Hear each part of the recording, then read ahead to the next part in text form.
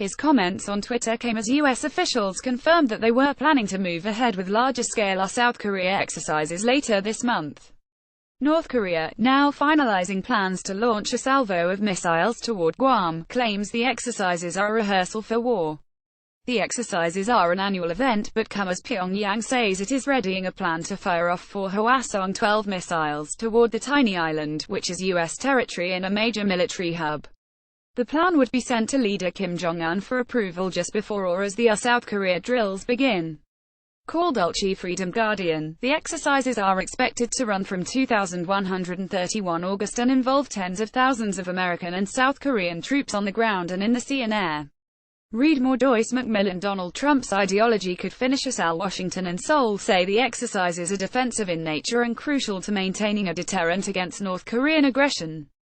The exercises were scheduled well before tensions began to rise over President Donald Trump's increasingly fiery rhetoric and North Korea's announcement of the missile plan, which, if carried out, would be its most provocative launch yet.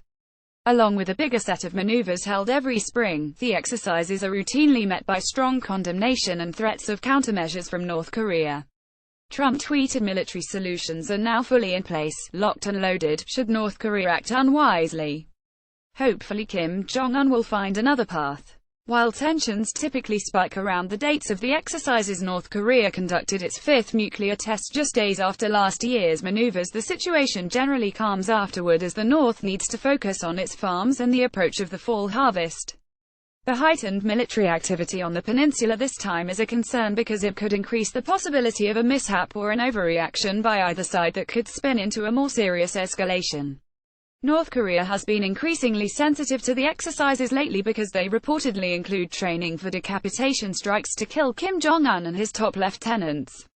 Read more. Donald Trump warning to North Korea. Wasn't tough enough. Pyongyang is also switching its propaganda machine into high gear by bringing in a large number of foreign journalists to ensure it gets global attention for an event due to be held next week in honor of its ruling Kim family on Mount Parektu, a dormant volcano that straddles the Chinese border and is something of a spiritual home for the regime. Defense officials in Seoul confirmed on Friday that the exercises were expected to begin without any delays, but refused to provide further details.